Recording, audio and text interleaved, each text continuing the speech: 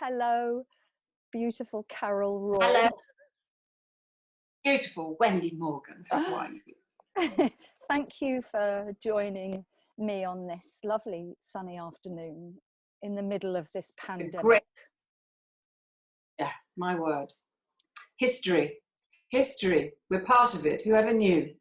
Whoever knew, right? Well, wonder, it was leading that way maybe, was it, do you think? Because of all we do to the planet and the animals? Yeah, I mean, it's a sad thing, isn't it, that all of the things that we want to see changed and which inevitably, well, hopefully inevitably will be changed slightly by this pandemic. But so many innocent people have lost their lives because of the guilty few who don't think about the planet, think about the animals, think about the final results and consequences of their lifestyles, capitalism, etc.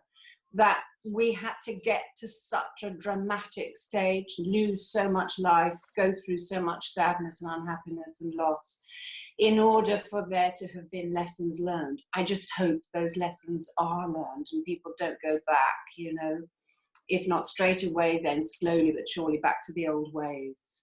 Do you think people are aware of all the links between pandemic and animal husbandry?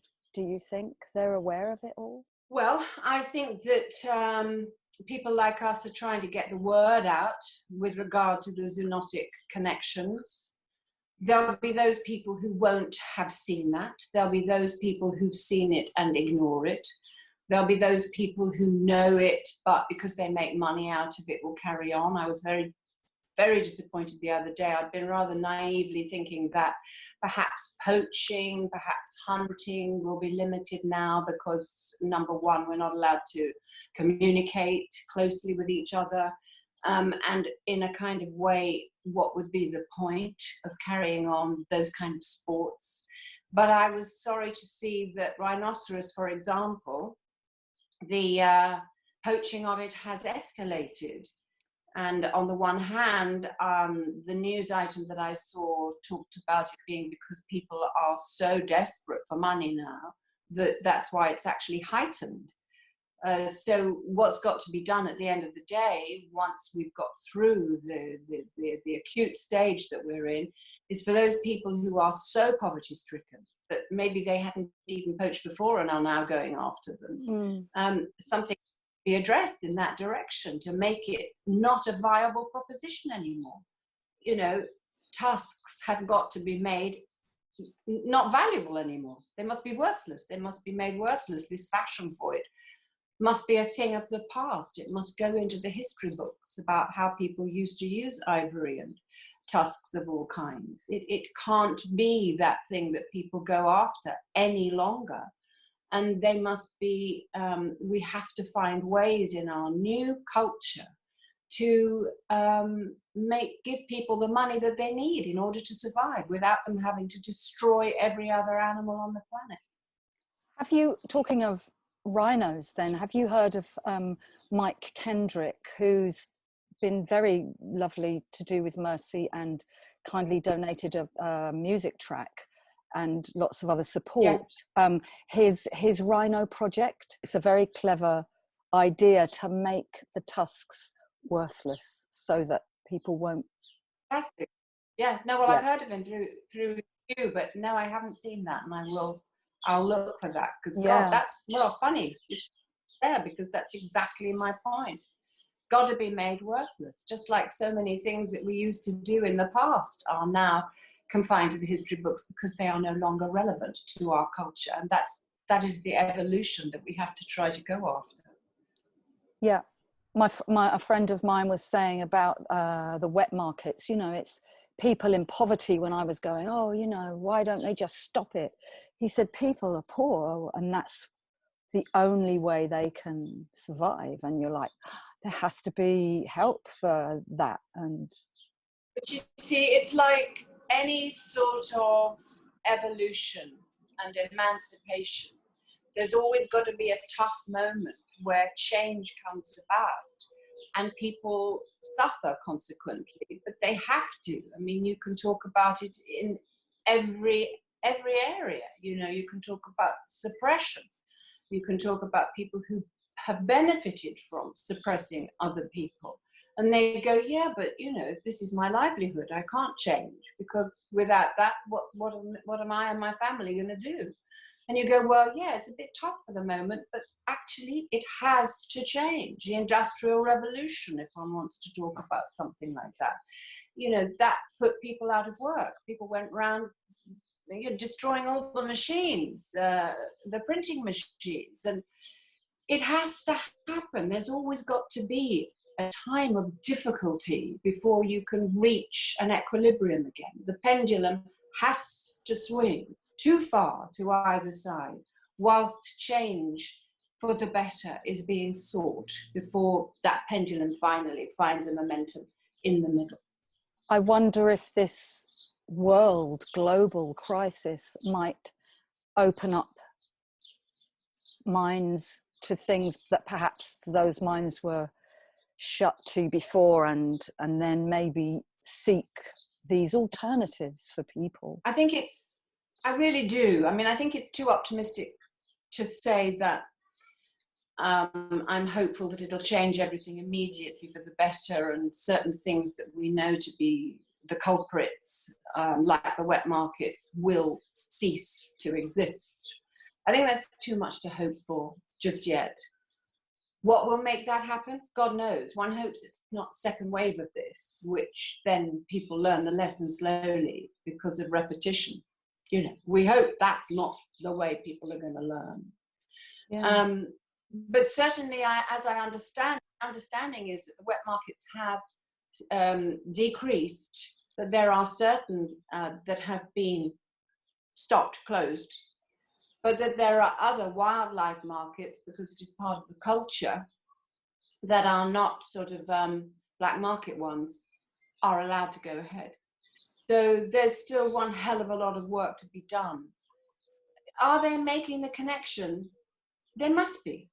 They must be making the connection. And I suppose they're just going to try to make those markets safer, which will be one step towards improvement. Yeah. Small, but baby steps it has to be. Yeah. If things are going to become more sanitary, if slaughter is going to become slightly more humane, if it can ever be humane, which we kind of know it can't, but if it can be less squalid and less terrifying for the creatures, that's impossible too, because they're all bunged up together. But maybe there's a way that it can be phased out. And this pandemic, although costing the lives of thousands and thousands of innocent people, maybe this is just the beginning of that. Yes, you spoke about that. You said two very key words about awareness and connection, and maybe I wasn't really aware. That was peripherally in my awareness, wet markets, but not at the front of it. But now it's like you can't. At least we see what's being done and the damage it can cause. Yeah. I wish that the press would highlight those connections more.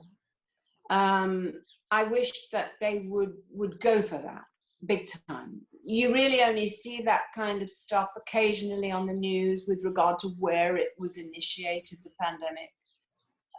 But they don't zone in on it, which if they did repetitively, because human beings are really weird. They do need, I mean, we're so intelligent in so many ways, and one of our greatest strengths, if you like, mm-hmm. maybe it's a self-protection, is to be able to bury our heads in the sand.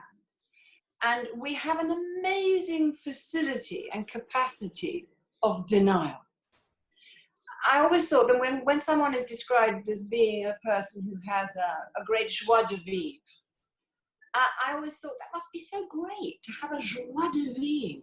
What does it actually mean? It can mean either that a person has the facility to hide what they are thinking deeply, and they go home and they actually do think very deeply, or a person with an absolute joie de vivre is a person who just doesn't think things through.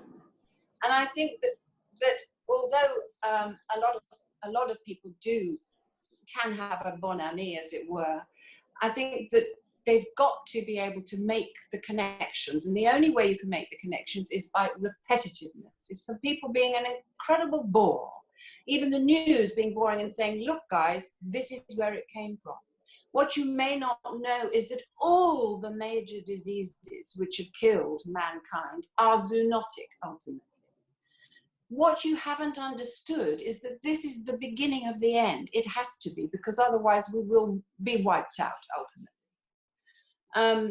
This could have been like a plague if it hadn't been now, in 2020. Because the reason that it was so bad before was because we didn't have communication. This time, for those people who abide by the rules, she said, rather curtly at this particular point, that has been the saving grace. Sadly, it's not been saving everybody. And also, those people I was just hearing over 75 are the people who are being hit and continue to be hit. So it's the vulnerable who are going to be got. And they've got to be changed. I was always interested, if I'd ever done a television series or something, it was always fascinating to learn about the human psyche in terms of how long people's memory was. And I generalize, of course. But when you've got something going over on television, be it a commercial or a series or something, you could go into Waitrose and people would kind of look at you and think, do I know this person, or have I seen them on television? And then it would probably take about 5 months maximum to be able to go into Waitrose and be completely anonymous again.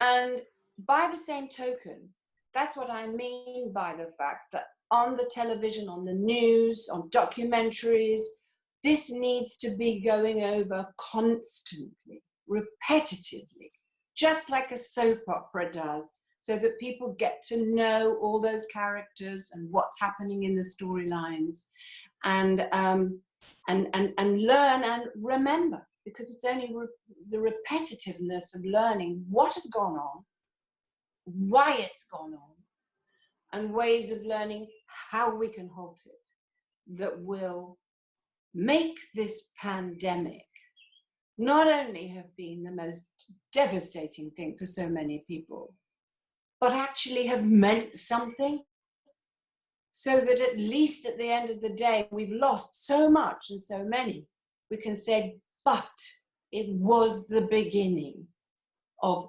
great change. It's got to have been worth something, you know.